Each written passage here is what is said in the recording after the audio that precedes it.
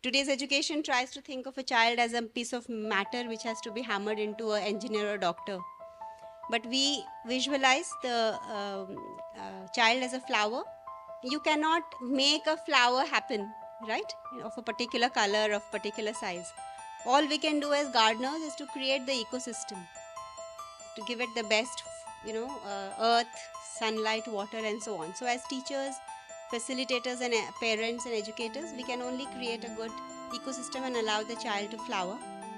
And from the Vedanta, from the Upanishads, we have the three aspects of Adhibhuta, Adhidhaiva, and Adhyatma. These are three aspects. Adhibhuta is the material consciousness, matter, right? Matter, Adhibhuta means all that the senses can perceive. So that is the knowledge of nature.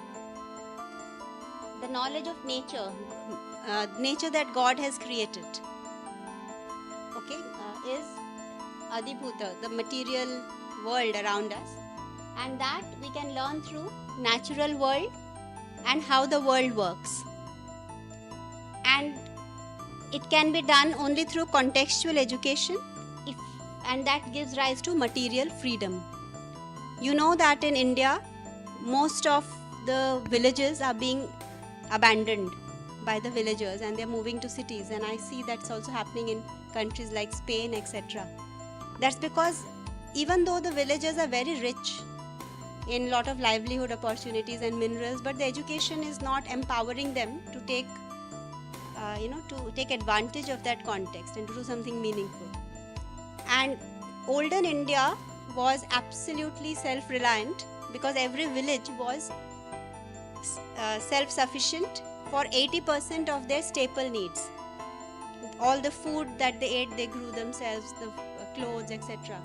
So there was no breakdown of global supply chains as it happened during COVID. Most of America and Europe that is dependent on outside to get their basic needs also, like food, it broke down. Even right now with Ukraine war, there is something called the energy crisis happening in UK because they are importing energy.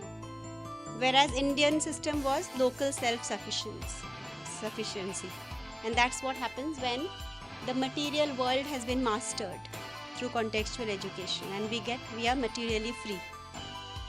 Then we have Adhidaiva. Adhidaiva is the non-material forces within us, which are our emotional and mental faculties. And that is our relational world, relation with each other, the knowledge of society. And that can be enhanced through all the man-made world and ideas that change the world. Our judiciary, our constitution, our educational systems, everything that man has created. And that happens through higher order thinking when we develop intuitive ways of thinking and deeper ways of feeling. And that gives us social transformation, because contextually you may be very rich, let's say in a place like Afghanistan, but if you're surrounded by Taliban and there is no social transformation, then you cannot have a fulfilled life. So from material freedom, we move to social transformation. And finally, Adhyatma is spirituality, knowledge of oneself, that is inculcated through who am I and how do I express myself. And that happens through experiential education, when we engage and through lived experience immerse ourselves, and that gives rise to personal transformation.